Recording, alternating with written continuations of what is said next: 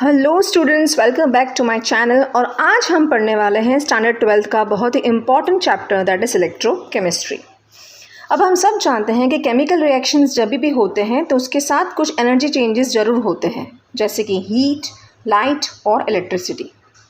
तो एक ऐसा सिस्टम जहाँ पे हम केमिकल रिएक्शन को अप्लाई कर रहे हैं ताकि केमिकल एनर्जी जो है वो इलेक्ट्रिकल एनर्जी में कन्वर्ट हो जाए, या तो इलेक्ट्रिकल एनर्जी को यूज़ कर रहे हैं ताकि एक केमिकल रिएक्शन हो सके, इस सिस्टम को हम बोलेंगे इलेक्ट्रोकेमिकल सिस्टम।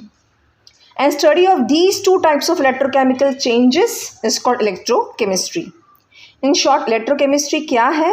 वो एक ऐसी ब्रांच है that deals with the relationship between chemical energy and electrical energy and how one can be converted into another, that is electrochemistry.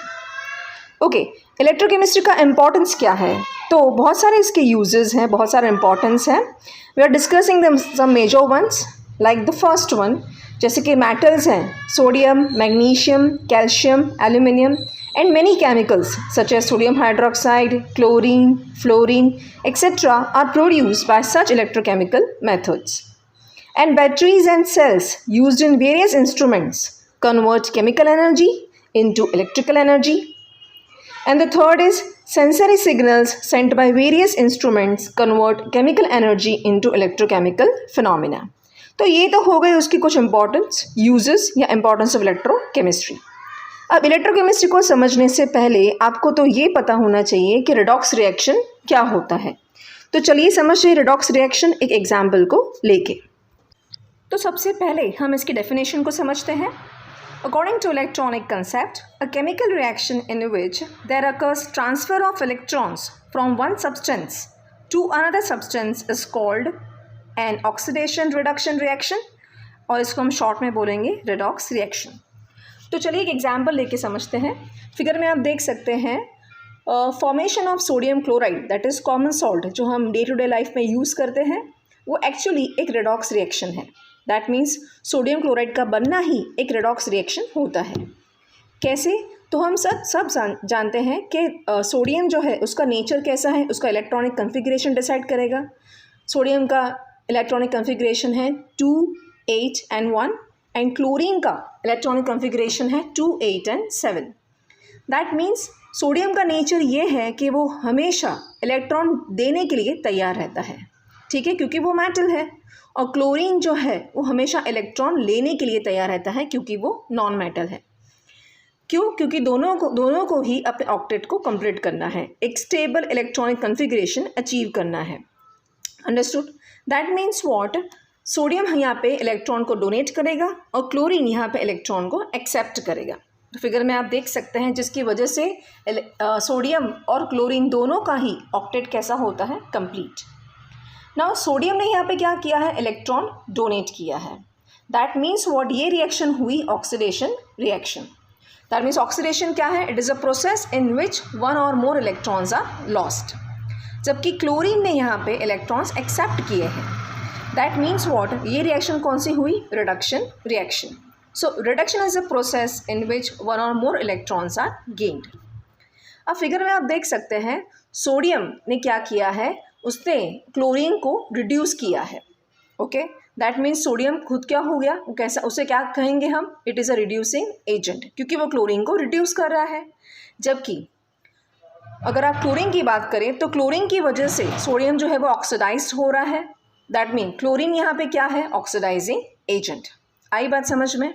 That means what? Oxidant या ऑक्सीडाइजिंग एजेंट जो है वो, that is acceptor of electrons, whereas reductant, okay, that is a donor of electrons. Understood? और ये दोनों ही reactions simultaneously होती है। एक डोनेट करता है इमीडिएटली, दूसरा एक्सेप्ट करता है, साथ में होते हैं ये दोनों reactions. That means redox reactions हम बोल सकते हैं कि वो दो हाफ रिएक्शन से बना हुआ है, that is oxidation half reaction and reduction half reaction. अब यहाँ पे हम एक चीज़ याद रखेंगे कि सब्सटेंस कैसे पता चलेगा कि कोई भी सब्सटेंस जो है रिएक्शन में वो इलेक्ट्रॉन डोनेट करेगा या एक्सेप्ट करेगा। तो वो उसकी कैपेसिटी पे डिपेंड करता है कि वो सब्सटेंस जो है वो इलेक्ट्रॉन डोनेट करेगा या वो इलेक्ट्रॉन को एक्सेप्ट करेगा।